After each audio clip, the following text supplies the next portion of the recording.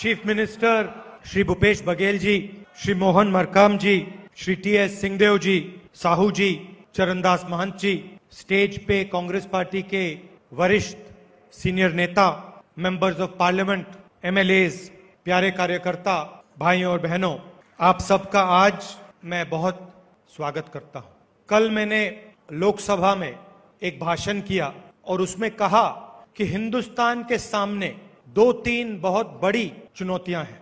BJP और उनकी विचारधारा हमारे प्यारे देश को खतरे की ओर ले जा रही है और मैंने कल पार्लियामेंट में यह समझाया और आज भी मैं आपको थोड़ा सा बताना चाहता हूं। खतरा किस बात का है? सबसे पहला खतरा, भयंकर खतरा, बीजेपी आज एक देश को 2 देशों में बांट रहा है। 2 नए देश बनाए जा रहे हैं। एक देश चुने हुए अरबपतियों का, उस देश में हवाई जहाज, हाई टेक्नोलॉजी, धन, स्टॉक मार्केट का पैसा, उस देश में जो भी आप चाहते हैं, जितना भी देश का धन आप चाहते हो आप ले सकते हो। और दूसरा देश हमारे प्यारे देशवासियों का, करोड़ों लोगों का देश, एक अमीर देश 100, 200, 500 लोगों का और एक गरीब देश हिंदुस्तान के करोड़ों लोगों का। ये सोचते हैं 2 देश बनाने से जो गरीबों का देश है वो शांत बैठा रहेगा। वो सोचते हैं कि गरीबों में शक्ति नहीं है, सोचते हैं कि हिंदुस्तान का गरीब डरता है, मगर हिंदुस्तान का गरीब किसी से नहीं डरता है। और अगर इस हिंदुस्तान को किसी ने यहां तक पहुंचाया है, जो ये बात करते रहते हैं 70 साल में क्या हुआ, अगर इस देश में प्रगति हुई है, तरक्की हुई है, तो ये किसी पार्टी की देन नहीं है। ये हिंदुस्तान के किसान, हिंदुस्तान के मजदूर, हिंदुस्तान के गरीब लोगों की देन है। तो जब ये सवाल पूछते हैं 70 साल में क्या हुआ, ये हमारे किसानों का, उनके माता पिताओं का, हमारे मजदूरों का, हमारे कारीगरों का, हमारे छोटे बिजनेस वालों का अपमान करते हैं, कांग्रेस पार्टी का अपमान नहीं करते। बहुत कुछ हुआ, बहुत बदलाव आया। किसने किया? हिंदुस्तान की गरीब जनता ने अपना खून पसीना देकर बदलाव किया। और आज ये चाहते हैं जिन करोड़ों लोगों ने इस देश को बनाया उनको परे कर दिया जाए और 100-200 लोगों को देश का पूरा धन पकड़ा दिया जाए। मैं आपको सिर्फ एक आंकड़ा देना चाहता हूं और इसको आप अच्छी तरह सुनिए। हिंदुस्तान के 100 सबसे अमीर लोगों के पास हिंदुस्तान के 40% लोगों से ज्यादा धन है। जितना धन हिंदुस्तान की 40% आबादी के पास है, उतना धन आज के नरेंद्र मोदी जी के सरकार के नीचे 100 लोगों के पास उतना धन है। एक तरफ 100 लोग, दूसरी तरफ 40% हिंदुस्तान। 40% लोग भूखे मरे, रोजगार ढूंढते भटकते जाएं और नरेंद्र मोदी जी के 5-10 उद्योगपति मित्र देश का पूरा धन अपनी जेब में डालें। ऐसा हिंदुस्तान हमें नहीं चाहिए और ऐसा हिंदुस्तान हम होने ही नहीं देंगे। अगर इस देश में प्रगति होगी तो सबकी प्रगति होगी, 2-3, 4-5 उद्योगपतियों की नहीं, सबकी होगी। ये हम में और उनमें फर्क है। और आज छत्तीसगढ़ में हम बहुत बड़ा कदम उठाने जा रहे हैं। हमने आपसे पहले वायदा किया था 2500 रुपए, चाहे कुछ भी हो जाए, छत्तीसगढ़ के किसान को मिलेगा और हमने करके दिखाया है। और चुनाव के समय हमने नेताओं से बात की थी और उस समय हमने कहा था कि किसान के साथ हमारे प्यारे मजदूर भी काम करते हैं और अगर हम किसानों की मदद करते हैं तो फिर हमें छत्तीसगढ़ के गरीब मजदूरों की भी मदद करनी पड़ेगी। और ये पहला कदम है। ये मत सोचिए, छत्तीसगढ़ के गरीब लोगों को यह नहीं सोचना चाहिए कि बात यहीं अटक जाएगी। बात यहां नहीं अटकेगी। ये पहला कदम है।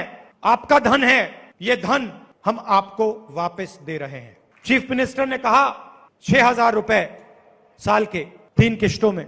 बघेल जी थोड़ा बढ़ा दीजिए, थोड़ा सा बढ़ा दीजिए। मतलब मेरा काम बात को थोड़ा और आगे बढ़ाने का है। देखिए, अच्छा लगता है जब सुनने को मिलता है कि छत्तीसगढ़ में हमने किसान की मदद की और एकदम पूरे प्रदेश को फायदा हुआ। वो पैसा जो 2500 रुपए वो जाया नहीं हुआ, वो हमने किसान को दिया और किसान ने, जो रोज किसान जादू करता है अपने खून पसीने के साथ, किसान ने जादू किया और छत्तीसगढ़ का जो धान का प्रोडक्शन था एकदम से बढ़ गया।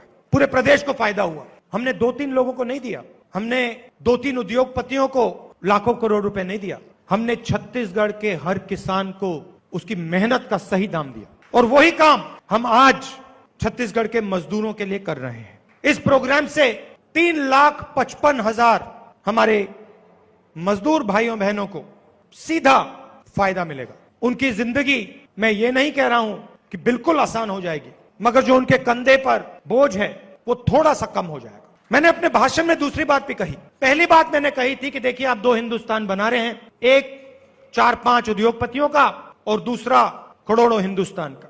हम ये नहीं होने देंगे। और मैंने दूसरी बात कही कि ये देश एक गुलदस्ता जैसा है, इसमें अलग अलग विचारधाराएं हैं। छत्तीसगढ़ में आपकी अलग सोच है, भाषाएं हैं, इतिहास है, कल्चर है, हिस्ट्री है। तमिलनाडु में अलग है, उत्तर प्रदेश में अलग है, नागालैंड, मिजोरम, मणिपुर में अलग है, मगर हिंदुस्तान किसी एक सोच का नहीं है। अगर हम ये कहें कि हिंदुस्तान में सिर्फ छत्तीसगढ़ की सोच रहनी चाहिए तो ये गलत होगा। अगर हम ये कहें कि भाई हिंदुस्तान में सिर्फ एक प्रदेश की या एक विचारधारा की सोच होगी तो ये गलत है, और इससे देश का नुकसान होता है। बीजेपी चाहती है, आरएसएस चाहती है कि उनकी विचारधारा, जो हिंदुस्तान में एक विचारधारा है, हजारों और विचारधाराएं हैं, उनकी एक विचारधारा है। वो चाहते हैं कि एक विचारधारा इस देश के सब प्रदेशों पर, सब भाषाओं पर, सब इतिहास पर, सब हिस्ट्री पे एक विचारधारा का राज हो। और मैंने कल पार्लियामेंट में कहा, यह कभी नहीं हो सकता है। छत्तीसगढ़ के लोगों को कैसे जीना चाहिए, छत्तीसगढ़ के आदिवासियों का जंगल के साथ क्या रिश्ता होना चाहिए, छत्तीसगढ़ का किसानों का अपने खेत से क्या रिश्ता होना चाहिए, वो महाराष्ट्र के लोग, उत्तर प्रदेश के लोग नहीं बता सकते, उनको मालूम ही नहीं। और जैसे महाराष्ट्र के लोग आपको नहीं बता सकते, वैसे ही आप विदर्भ में जाके महाराष्ट्र के किसान को नहीं बता सकते कि भैया आपको इस प्रकार से जीना चाहिए। वो उसका हक है, ये आपका हक है।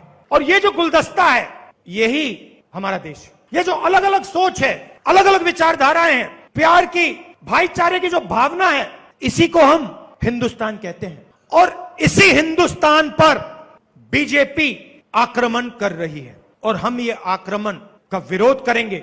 और बीजेपी को जो सच्चा हिंदुस्तान है वो कांग्रेस पार्टी दिखाएगी। हिंदुस्तान के अंदर इन्होंने नफरत फैला दी है, एक प्रदेश को दूसरे प्रदेश से लड़ाते हैं, एक धर्म को दूसरे धर्म से लड़ाते हैं। और बाहर, हिंदुस्तान के बाहर जो शक्तियां हैं वो हमारी ओर देखती हैं और कहती हैं कि हिंदुस्तान कमजोर हो रहा है। चाइना की सेना लद्दाख में इसीलिए घुस पाई कि बीजेपी ने, हमारे प्रधानमंत्री ने उनके घुसने के बाद देश को कहा कि कोई अंदर नहीं आया। मेरा कहना है, हमारा काम, देशभक्ति का काम, देश को मजबूत करने का होता है, देश के गरीब लोगों की मदद करने का होता है, देश को एक साथ जोड़ने का होता है, नफरत फैलाने का नहीं, देश को कमजोर करने का नहीं। और इसीलिए यह विचारधारा की लड़ाई है, ये एक पार्टी और दूसरी पार्टी के बीच में लड़ाई नहीं है, ये विचारधारा की लड़ाई है। छत्तीसगढ़ में नेशनल लेवल पे सबसे बड़े उद्योगपतियों की मदद होती है, मगर जो हमारा स्मॉल और मीडियम इंडस्ट्री वाला है, जो छोटा व्यापारी है, उसको नोटबंदी, गलत जीएसटी, कोरोना के समय मदद नहीं दी जाती है। और इसीलिए मुझे काफी खुशी हुई कि आज जो आपने मुझे दिखाया, हर डिस्ट्रिक्ट से जो आपके प्रोडक्ट्स हैं, जो आपका ज्ञान है, जो आपकी हिस्ट्री है, जो आप अपने हाथों से बनाते हो, उसको बनाने में सरकार आपकी पूरी मदद करने की कोशिश कर रही है। हर डिस्ट्रिक्ट में जो आपकी स्किल्स हैं, सरकार उसको डेवलप करने का काम कर रही है। और मैं चाहता हूं, चीफ मिनिस्टर जी, मैं चाहता हूं कि जो आपने बात बोली, बस्तर कॉफी, अलग अलग चीजें जो आज मुझे देखने को मिली, चखने को मिली, ये सिर्फ आप छत्तीसगढ़ के लोगों को मत चखाइए, ये सिर्फ आप हिंदुस्तान के लोगों को मत चखाइए, ये आप पूरी दुनिया को, छत्तीसगढ़ का जो जादू है, ये आप पूरी दुनिया को दिखाइए, पूरी दुनिया को चखाइए। और मैं सरकार के सब मंत्रियों को बधाई देता हूं कि आप छत्तीसगढ़ के लिए काम कर रहे हो। और मैं चाहता हूं कि जो आपके डिस्ट्रिक्ट्स में जनता की मदद का काम हो रहा है, उसमें आप जाके, जनता के बीच में जाके गहराई से शामिल हो।